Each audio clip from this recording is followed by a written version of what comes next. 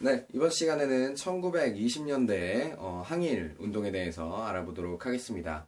양이 굉장히 많고 복잡할 수 있어요. 근데 그 흐름으로 정리하면 언제나처럼 충분히 따라오실 수 있을 거라고 생각합니다.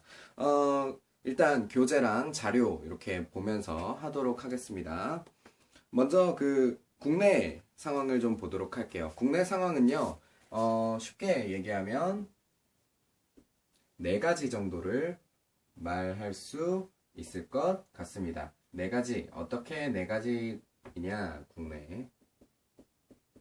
국내엔 네 가지 방향이 있었습니다. 실력 양성 운동, 그리고 쟁의, 그리고 대중운동, 그리고 의열 활동. 뭐 요렇게 네 가지 정도로 볼 수 있을 것 같습니다. 이 중에서요, 저는 실력 양성 운동이랑 쟁의를 좀 먼저 보도록 하겠습니다. 실력 양성 운동은요, 예전에 제가 잠깐 지나가듯이 말씀드린 것 같은데, 구한말에 애국계몽 운동 있었죠. 애국계몽 운동. 이 애국계몽 운동의 그 흐름이라고 할까요? 목적이라고 할까요? 이런 것들을 계승한 활동입니다. 그러므로 사회진화론의 영향을 당연히 받았겠죠. 그리고 민족주의 세력이 주도하게 되었습니다. 그러면은 이 경제, 교육, 언어 이렇게 세 부분으로 나눠서 보도록 할 텐데요. 먼저 경제적인 부분을 보도록 하겠습니다. 경제적인 부분, 1920년대의 경제 정책은 어떤 게 있었나요? 회사령 폐지하고 허가제에서 신고제로 돌려줬죠. 이제 충분히 국내 자본을 억압했기 때문에 일본 기업들이 들어올 수 있는 구실을 만들어 주려고 회사령을 폐지한 겁니다. 근데 이 회사령을 폐지하고 나면 그래도 회사령을 통한 규제가 많이 완화되었기 때문에 국내 자본들도 그래도 이제 활로를 모색할 수 있게 되었던 거지요. 그래도 있던 게 폐지됐으니까요. 그래가지고 유명했던 게 뭐 평양 메리아스, 그리고 또 뭐 있었지? 네, 경성 방직, 뭐 이런 국내 자본들이 있었어요. 근데 이 국내 자본들이요, 엄청난 피해를 받게 되는 사건이 있습니다. 바로 23년에 관세가 폐지되잖아요. 그쵸? 무관세 정책이 있었잖아요. 예전에 강화도 조약 맺으면서, 그리고 나중에 조일 무역 장정 맺으면서 그때 최애국 대우 주면서 우리가 관세 받아내고, 그리고 반공령이라는 규정을 신설한 거죠. 근데 이때 관세가 없단 말이죠. 그러면은 안 그래도 회사령 때문에 억압되어 있었던 아무리 회사령이 폐지되었다고 하지만 회사령 때문에 억압되어 있었던 국내 자본이 길을 쓸 수가 없는 상황이 되는 겁니다. 그렇죠. 그렇기 때문에 이 경제적인 관점에서 이제 국산품을 써줘야 우리 기업이 산다라는 사상이 돌게 되는 겁니다. 그런 생각에서 실시된 것이 바로 물산장려 운동입니다. 이 물산장려 운동은 조만식이 주축이 되었고요. 그리고 평양에서 되었습니다. 요거 제가 저번에도 말씀드렸지만 어디서 됐는지 정말 자주 나온다 그랬죠. 물산장려 운동은 평양, 그리고 국채보상운동은 대구. 이렇게 구분해서 보셔야 됩니다. 구분해서 보셔야 되는데 이거 두 개 성능 문제 되게 잘 나옵니다. 네, 근데 이 물산장려운동 같은 경우는요, 이 사회주의 계열의 비판을 받습니다. 왜냐면은 물산장려운동을 통해서 사람들이, 그래, 국산품 애용하자라는 생각까지는 많이 늘어나요. 근데 우리나라는 그런 생산 기반이 없잖아요. 이 사람들이 필요로 하는 만큼 생산할 수가 없잖아요. 그쵸? 그러면은 값은 올라가게 되겠죠. 그럼 사회주의자들 입장에서는, 야, 이게 지금 어차피 자본가들 돈 몰아주는 거 아니냐, 이거는 저항운동이랑 상관없이 그냥 자본가를 위한 운동 아니냐, 이런 식으로 뭐 비판하는 것도 있습니다. 어떤 사람들은 요거를 가지고 뭐 종북이다 뭐 이런 얘기를 하는데요. 뭐 헛소리니까 집어치시면 되겠습니다. 그러면 이제 교육 부분을 볼게요. 교육 부분은 이때 조선학제 시행했죠. 조선학제랑 일본학제를 같게 만들어주는 정책을 시행했죠. 그래가지고 보통학교 6년 되었죠. 그리고 대학교 설립을 가능하게 해줍니다. 그래서 이때 그럼 우리도 우리 자본으로 우리가 스스로 대학을 한번 세워보자 하고 펼치는 것이 바로 민립대학 설립 운동입니다. 이거는 이제 서울에서 했고요. 그리고 이상제가 주축이 되어 있었습니다. 근데 모금 방식은 한 사람이 1원씩만 내면 천만이 한 사람당 1원만 내면 우리도 우리의 대학을 가질 수 있다. 근데 이것도 일제의 방해로 실패하게 되죠. 그래서 우리가 이거 세우려고 막 노력하고 있었는데 일본이 서울에 경성제국대학 딱 세워버렸죠. 그쵸? 그래서 이 민립대학 설립 운동도 실패로 끝나게 됩니다. 그리고 언어적인 부분에서는 문맹퇴치 운동이 굉장히 중요한데요. 문맹퇴치 운동이 굉장히 중요한데 일단 조선일보에서 문자보급 운동을 했습니다. 문자보급 운동은 29년이에요. 29년. 그러니까 이제 20년대에 문맹퇴치 운동이라고 볼 수 있겠죠. 근데 이 뒤에 나오는 브나로드 운동 있잖아요. 브나로드 운동은요, 사실 이게 31년도예요. 31년도. 이 브나로드 운동은 사실 엄밀히 말하면 20년대 건 아닙니다. 근데 이게 문맹퇴치 운동으로서 빼놓고 얘기할 수가 없으니까 여기에 지금 써 있는 거예요. 근데 이거는 사실 30년대의 문화적 저항이다. 라는 거, 거기 옆에다가 적어놓고 기억해 두셔야 됩니다. 그리고 이 브나로드 운동에 브나로드라는 건 러시아 말이에요. 근데 이것은 민중 속으로라는 뜻입니다. 민중 속으로. 그래서 요것을 배경으로 쓰여진 소설이 바로 상록수, 시문의 상록수가 되겠습니다. 요게 이제 신령 양성 운동이고요. 신령 양성 운동. 그리고 이제 쟁의를 보겠습니다. 쟁의라는 건요, 사회주의자들을 중심으로 벌어졌던 건데, 쟁의라는 건 저항 운동을 생각하시면 돼요. 파업이라든지 뭐 영업거부라든지 뭐 이런 것들을 생각하시면 되겠습니다. 영업거부가 파업이랑 비슷하죠. 어쨌든 뭐 그런 부분을 생각하시면 되겠습니다. 이거는 이제 1917년에 러시아의 혁명이 일어났죠. 사회주의 혁명이 일어났었고, 그리고 뭐 그런 것으로 인해서 20년대에는 사회주의가 우리나라에도 유행하게 되었습니다. 근데 이 20년대와 30년대의 쟁의는 개념이 좀 달라요. 20년대 같은 경우는 생존투쟁의 개념이라면 30년대 같은 경우는 혁명성을 추구합니다. 혁명성을 추구하게 돼요. 그래가지고 방법도 좀 달라요. 20년대에는 생존권 투쟁이기 때문에 내가 먹고 살 것만 해결해주면 괜찮다라는 생각이 조금 있었겠죠.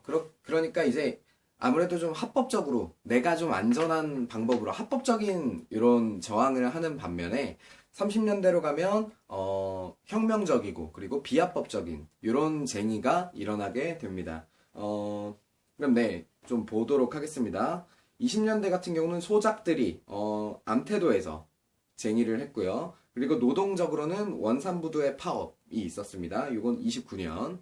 그리고 이제 30년대 이후에는 비합법적인 그리고 지하조직 이런 것들을 결성했다라는 거 기억하시면 되겠습니다. 그리고 여기 안 나와 있는데요. 27년에 이제 조선 노동 총동맹 그리고 무슨 총동맹이지? 조선 노동 총동맹이랑 여기 안 나와 있는데 노동했으니까 조선 농민 총동맹 이런 것이 이제 27년에 생기기도 합니다. 이 쟁의를 통해서요. 그러니까 지금 기억해야 될 건 신령 양성 운동 그리고 사회주의 그러니까 쟁의 요 두 부분을 제가 먼저 설명드린 이유는요. 뭐냐면 지금 기억해야 할 건 요 내용들은 이제 당연히 좀 기억을 하셔야 되는 거고요. 근데 요거 두 개를 먼저 알려드린 이유는 그 옆에 있는 표를 설명해 드리기 위해서요. 지금 이 신령 양성 운동을 막 실시를 하려고 시도를 했어요. 근데 일본의 방해로 계속 실패를 한단 말이죠. 그러니까 이 민족주의 진영에서 두 갈래로 갈리게 됩니다. 첫째는요, 이광수를 필두로 하는 자치론자들이 등장을 하고요. 그리고 비타협적 민족주의자들로 이렇게 갈리게 되는데요. 이 둘의 차이는 그거예요. 이 자치론자들 같은 경우는요, 일제를 일단 인정해주고 우리가 여기서 자치권을 받아내서 그렇게 실력을 양성해 나가자라고 주장을 합니다. 근데 비타협적 민족주의자들은 이게 무슨 말도 안 되는 소리냐 하면서 타협적인 이 자치론자들의 반대를 하게 되는 거죠. 그리고 이 쟁의 관련해서도요, 사회주의자들이 힘을 얻게 되는 사건들이 있습니다. 힘을 얻게 되는 사건이 아니라 견제를 받는 사건이 있어요. 치안유지법이 25년도에 공포가 되거든요. 근데 이 치안유지법을 통해서 사회주의자들이 합법적으로 이렇게 집회를 할 곳, 모임을 할 곳, 회의를 할 곳이 없어지게 됩니다. 그래서 사회주의자들 같은 경우는 지금 합법적인 집회를 할 공간이 필요했고요. 그리고 지금 민족주의자들 같은 경우는 이 자치론자들과 구별을 해가지고 신령 양성 운동 그리고 독립 활동을 계속 해나가야 되는 이유가 있었습니다. 그래서 요 두 세력이 만나게 되었어요. 근데 이 민족주의자들이랑요, 사회주의자들은 원래 만날 수가 없는 집단이에요. 사회주의자들 같은 경우는 민족, 그 안에 있는 계급적인 것, 이런 것들을 되게 싫어하는 사람들이란 말이에요. 노동자 그리고 자본가 요 계급을 엄청 싫어하게 된단 말이에요. 근데 민족주의자들 같은 경우는 민족주의자들 뜻을 같이 하고 있는 자본가들도 이 사람들이 포함하고 있는 집단이잖아요. 그러니까 이 자본가라는 계급들 때문에 이 두 집단은 만날 수가 없는 집단이에요. 근데 지금 독립이라는 뜻을 위해서 이 둘이 지금 합작을 하게 되는 겁니다. 그래서요, 일단 한번 해봐요. 그래서 조선민흥회라는 걸 만듭니다. 조선민흥회라는 걸 만들고요. 그러니까 좀 해보니까 이게 26년이에요. 해보니까 좀 괜찮아요. 해보니까 좀 괜찮으니까 정우회 선언을 통해서 사회주의자들이 선언을 합니다. 우리는 조선에서 이 민족주의자들과 함께 하겠다라는 선언을 합니다. 그것이 바로 정우회 선언이고요. 정우회 선언입니다. 그리고 이제 뭐 한국독립유일당 그리고 안창호의 이제 북경 촉성회 그리고 뭐 요런 데서도 이제 동의를 하고 찬성의 뜻을 펼치고요. 이 코민테른이라는 건 뭐냐면 국제회의 같은 거예요. 사회주의자들이 모이는 국제회의. 여기서 너희 그래 민족주의자들이랑 같이 하는 거? 네, 죄송합니다. 밖에서 무슨 소리가 들려서. 네, 민족주의자들이랑 같이 하는 거 동의해 주겠다라고 코민테른에서 합의를 합니다. 그리고 이때 중국에서는 국민당과 공산당이 합작을 하게 되죠. 그러니까 이제 국제적으로도 이렇게 할 수 있는 분위기가 조성이 된 겁니다. 그래서 요러한 상황에서 설립된 단체가 바로 신간회가 되는 겁니다. 신간회. 우리 신민회랑 신간회 구별해야 된다 그랬어요. 신민회 같은 경우는 비밀단체, 신간회 같은 경우는 합법적인 단체, 공개단체 이렇게 말할 수 있겠습니다. 그리고요, 전국적인 지회를 가지고 있었고 그 다음에 이게 이제 민족유일당 운동의 결과다라고 말할 수 있겠습니다. 그리고 좌우가 합작이 되어 있었고요. 이 신관에는요, 엄청 많은 활동을 하게 됩니다. 특히 한 가지 말씀드리고 싶은 건 이 광주 학생운동에 대해서 좀 말씀을 드리고 싶은데, 요거는 좀 이따가 대중운동할 때 이 신관의 역할에 대해서 또 자세하게 말씀을 드리도록 할게요. 요때 뭐 근우회 이런 것도 이런 거랑 이제 자매 결연을 맺었던 그러기도 했고요. 그리고 이 신간회는 계몽운동 그리고 쟁의 요 두 가지 방향을 신간회가 주도해서 이 이후에는 하게 된다라는 것까지 기억해 주시면 좋겠습니다. 네, 신간회 뭐 대표 인물이 안 나와 있으니까요. 대표 인물 나와 있네요. 홍명희. 그리고 옆에 적어주세요. 이상재. 네, 이상재. 밀립대학 설립운동의 그 이상재. 이렇게 좀 하면 되겠습니다. 그리고 이제 해산은 31년도에 해산이 되는데요. 그 해산될 때 상황을 보면 코민테른에서 이제는 번복을 해요. 요거 이제 우리는 이제 반대. 그리고 국공합작도 이때 실패를 합니다. 그러니까 해산이 돼요. 그래서 국제적인 상황도 이랬고요. 그리고 이제 지도부가 오른쪽으로 좀 가게 되어서 사회주의자들이 이제 뭐 좀 빠져나오게 되고 이러니까 이제 해산이 되게 되었습니다. 네, 이 정도로 좀 보면 될 것 같아요. 신간회 같은 경우는 잠시만요. 교재에 어떻게 나와 있나? 네, 신간회 같은 경우는요. 네, 여기 80강인데요. 신간회 같은 경우는 네, 뭐 요 정도 그냥 보시면 되겠습니다. 원산 총파업 지원했다. 강연회 설명회 연설에 개최했다. 방금 요 쟁의 그리고 계몽운동 요 신간회 통해서 이루어졌다고 했잖아요. 그쵸? 자, 그러면 이제 대중운동 그리고 의열투쟁에 대해서 보도록 하겠습니다. 이 대중운동 같은 경우는 그 집단의 성격으로 나눌 수 있을 것 같아요. 학생, 청년, 어린이운동, 뭐 그리고 여성운동, 그 다음에 형평운동 요 정도로 볼 수 있을 것 같습니다. 일단 학생운동은요 60만세 운동이 있었습니다. 60만세 운동. 이 60만세 운동은요 사회주의가 주도했는데요. 여기에 이제 천도교 세력들이 함께 합니다. 이게 민족주의 세력들이잖아요. 천도교는. 근데 이 단군 신앙이니까 민족주의 신앙인데, 요 사람들이 아까 제가 말씀드렸죠. 합작하기 어려워요. 근데 이때 합작을 하기도 했다. 왜?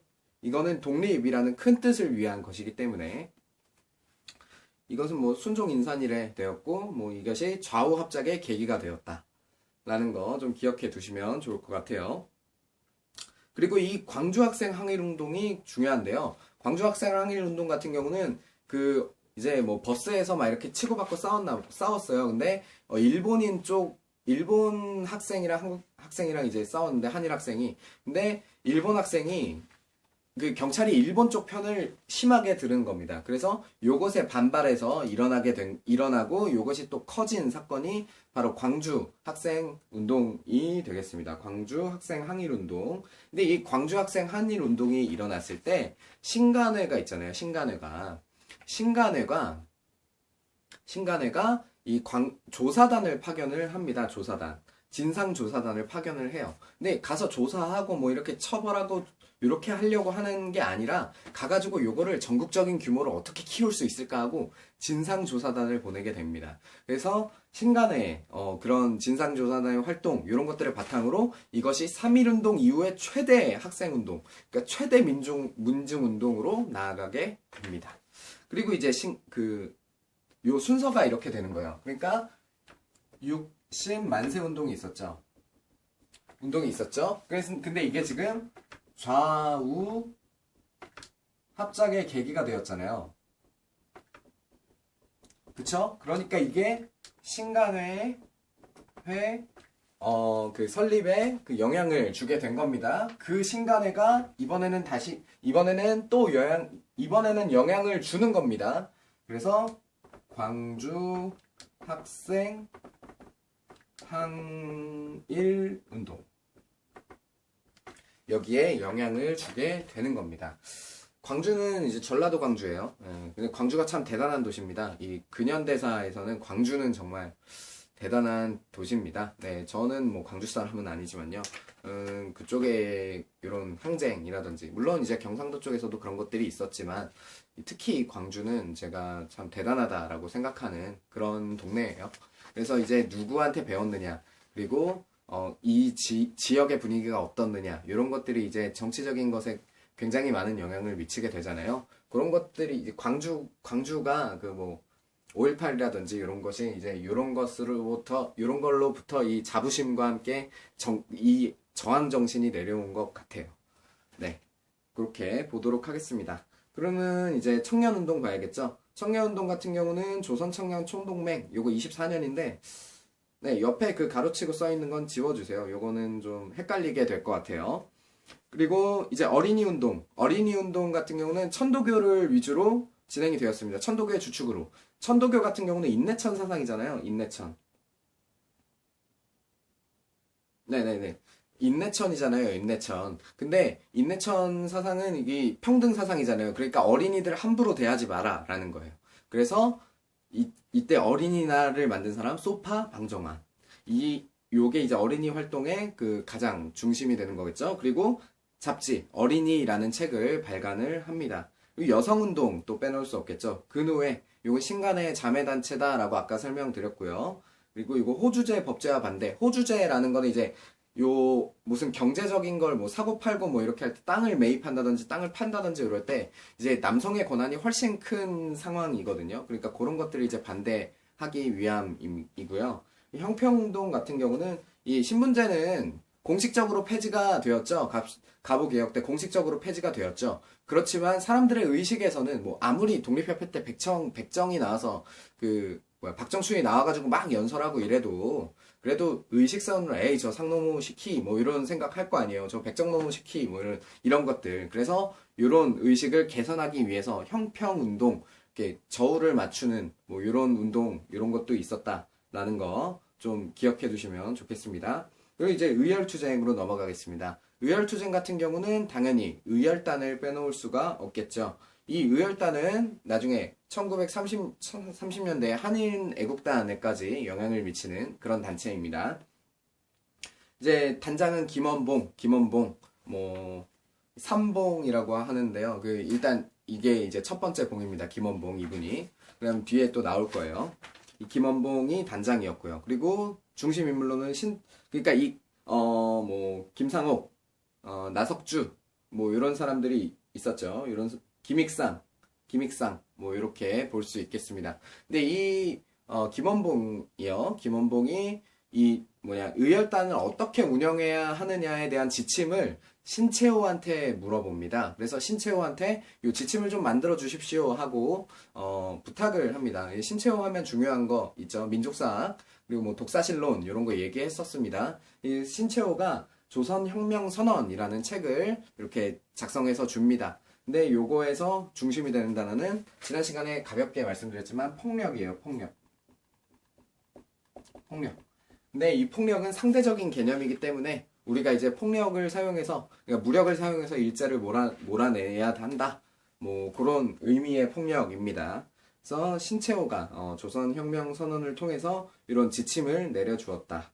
라는 것까지. 이 의열투쟁은요, 의열단 같은 경우는 아나키즘의 영향을 받은 집단이에요. 그러니까 아나키즘이라는 건 무정부주의거든요. 무정부주의. 여러분들이 아실지 모르겠는데 존 레논이라는 사람, 비틀즈의 노래 중에 Imagine이라는 노래가 있어요. 근데 이게 우리 사상이랑은 안 맞아요. 기독교 사상이랑은 좀 맞지 않은 약간 뉴에이지에 가까운 이런 사상인데요. 근데 뭐 히피 문화라고 하죠. 근데 뭐 여기에 나오는 거예요. 뭐 Imagine there's no countries 뭐 이런 거. 그러니까 나라가 없으면 어떤지 상상해봐라. 뭐 이런 노래인데 뭐 그러니까 그런 사상입니다. 무정부주의. 이제 그리고 이 의열단 같은 경우는 30년대까지 이렇게 활동을 하게 되죠. 근데 의열단이 방침을 이렇게 전환하게 되는, 그러니까 조금 더 적극적으로 항일 운동에 이제 개인이 뭐 이렇게 항쟁을 한 거잖아요. 예를 들면 김상옥이 종로경찰서에 폭탄을 던졌다, 나석주가 폭탄을 던졌다, 동양척식 주식회사에 폭탄 던지고 뭐 이런 거 이제 개인이 움직여서 이제 소수가 움직이는 거라면 이제 군대를 양성하는 방향으로 가게 돼요. 근데 그게 이제 요거는 이제 30년대 상황인데 이어가지고 의열단이 어차피 나왔으니까 황포군관학교에 입교를 합니다. 의열단에서 사람들을 황포군관학교로 입교를 시켜요. 여기는 이제 장개석, 그러니까 국민당과 관련돼 있는 데인데, 이 윤봉길 의사가 폭탄 던졌잖아요. 폭탄 던진 이후로 국민당이 독립운동가들을 이렇게 지원해 주려고 해요. 그래서, 황포군관학교로 이 의열단에서 사람들을 보내서 교육을 시키는 겁니다. 그러고 나서 이 사람들이 나와서 조선혁명간부학교 이런 것들을 세우고 이제 군인들을 양성을 하게 되는 겁니다. 그래서 나중에 민족혁명당 그리고 조선의용대 38년에 이렇게까지 이어지게 되는 겁니다. 네, 이렇게 되면 이제 내부적인 상황을 보게 되었고요. 잠시 끊었다가 이제 무장독립 활동, 국외적인 상황에 대해서 알아보도록 하겠습니다.